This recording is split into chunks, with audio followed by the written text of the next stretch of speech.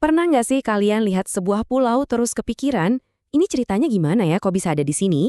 Nah, hari ini kita bakal kupas tuntas legenda dari Aceh Selatan. Ini bukan cerita biasa loh, ini kisah tentang pertarangan super dahsyat yang katanya saking hebatnya sampai bisa membelah daratan dan menciptakan pulau-pulau baru. Kita akan lihat gimana cinta orang tua dan amarah seorang pahlawan bisa secara harfiah membentuk muka bumi. Kedengarannya mustahil banget kan? Gimana ceritanya coba? Satu pertarungan bisa membentuk geografi satu wilayah.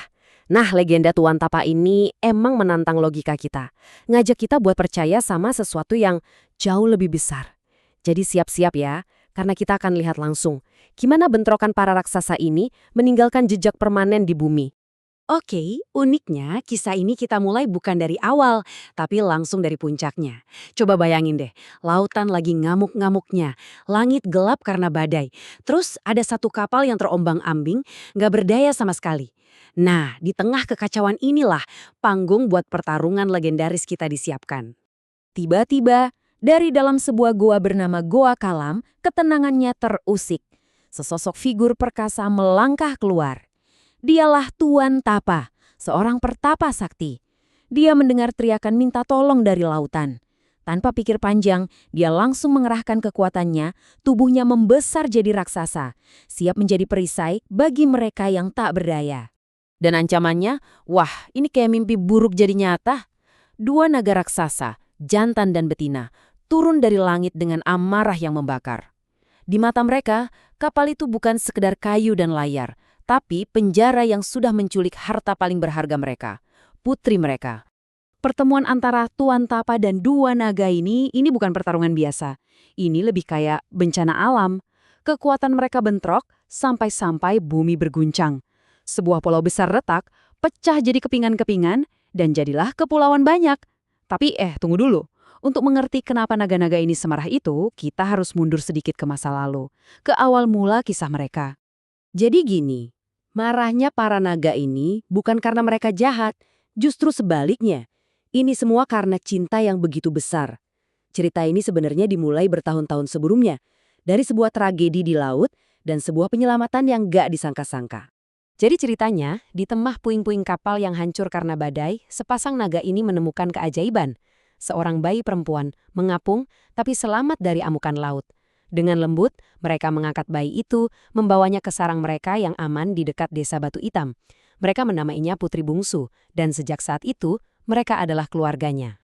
Nah, disinilah tragedi yang sesungguhnya dimulai. Bukan karena kebencian, tapi murni karena kesalahpahaman.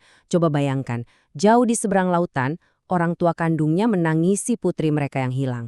Sementara itu, Putri Bungsu tumbuh dikelilingi cinta yang luar biasa dari penjaga bersisiknya. Para naga bahkan membuatkan taman surgawi hanya untuknya, tanpa sadar kalau di luar sana ada hati yang hancur. Tapi ya namanya juga waktu berjalan, Putri Bungsu tumbuh dewasa.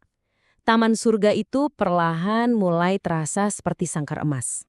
Dinding perlindungan yang dibangun dari cinta kini terasa seperti penjara. Dan di dalam hatinya, rasa ingin tahu tentang dunia luar mulai tumbuh. Putri Bungsu mulai bertanya-tanya tentang asal-usulnya dan kangen mau ketemu manusia lain. Tapi setiap kali dia minta izin, para naga yang super protektif itu selalu menolaknya.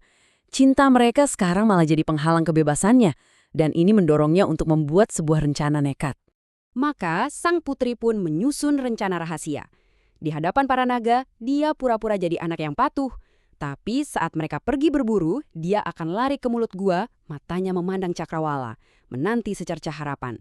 Hari demi hari ia menunggu, sampai akhirnya sebuah layar kapal muncul di kejauhan. Sekarang kita balik lagi ke momen pertarungan itu. Tapi bedanya, kali ini kita paham apa yang ada di dalam hati para naga. Apa yang dilihat oleh Tuan Tapa sebagai serangan brutal, bagi mereka adalah upaya putus asa untuk menyelamatkan anak mereka. Coba bayangkan kepanikan mereka saat kembali ke sarang yang kosong. Kemudian, mereka melihatnya, putri kesayangan mereka ada di atas kapal yang menjauh. Di mata mereka, itu bukan penyelamatan, itu penculikan. Cinta mereka yang besar berubah jadi amarah yang membara, dan dengan raungan yang membelah langit, mereka pun mengejar. Dan terjadilah bentrokan yang tak terhindarkan itu. Di satu sisi, ada amarah membabi buta dari orang tua yang patah hati. Di sisi lain, ada kekuatan agung seorang pelindung yang hanya melihat kebrutalan. Dua kekuatan dahsyat dan keduanya percaya bahwa merekalah yang benar. Pertarungan mereka sudah seperti benturan kekuatan alam itu sendiri. Setiap tindakan dalam pertempuran epik ini punya konsekuensi abadi. Pertarungannya mungkin sudah berakhir, tapi bekas lukanya selamanya terukir di lanskap Aceh Selatan, menciptakan tempat-tempat yang masih bisa kita lihat sampai hari ini. Naga jantan adalah korban pertama.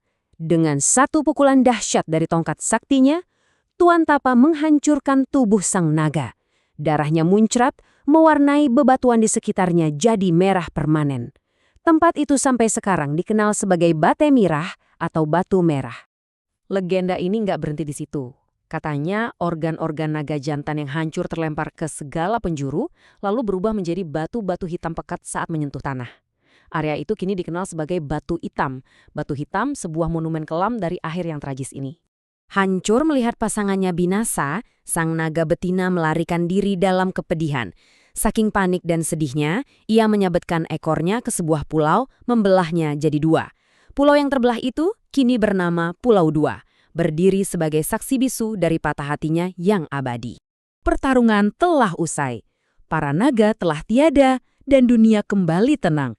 Sang putri akhirnya bebas, tapi jejak pertempuran epik itu tertinggal menjadi bukti fisik dari legenda yang luar biasa ini.